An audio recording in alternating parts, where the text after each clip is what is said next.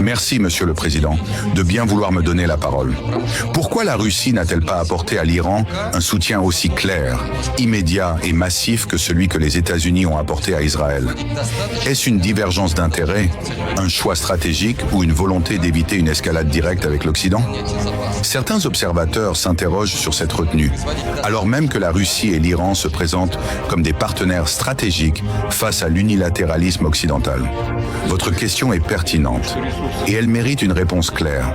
Vous me demandez pourquoi la Russie n'a pas apporté à l'Iran un soutien aussi visible, aussi bruyant que celui que les États-Unis ont offert à Israël.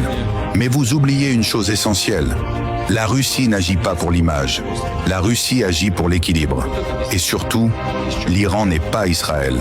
Israël est une puissance militaire, oui, mais une puissance qui dépend entièrement de l'aide américaine. Sans Washington, pas de bouclier antimissile, pas de soutien logistique, pas de couverture diplomatique. L'Iran, c'est tout le contraire. L'Iran est une puissance autonome, souveraine, avec une armée construite pour l'endurance et la riposte. Pendant 12 jours, le monde entier a vu la démonstration de cette force.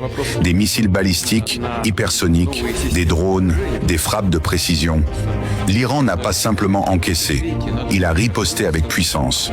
Et cette riposte, elle s'est faite sans besoin de demander la permission à quiconque.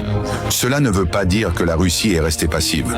Bien au contraire, nous avons apporté notre soutien sur le plan diplomatique en bloquant les manœuvres hostiles à l'ONU, sur le plan militaire en partageant des systèmes de brouillage, du renseignement et en renforçant la défense iranienne par des moyens discrets. Tout cela sans apparaître sur le radar de ceux qui cherchent une guerre mondiale. Mais le moment décisif, c'est celui-ci. Lorsque Donald Trump a compris que l'Iran tiendrait, et lorsque la Russie a envoyé un message clair, si Israël va plus loin, si l'Iran est frappé dans ses fondements, alors nous ne resterons pas silencieux. Ce jour-là, ce n'est pas l'armée américaine qui a arrêté Netanyahou. C'est la peur d'une riposte russe. C'est l'équilibre imposé par Moscou. Et ce fut suffisant pour que Washington impose, en urgence, un cessez-le-feu.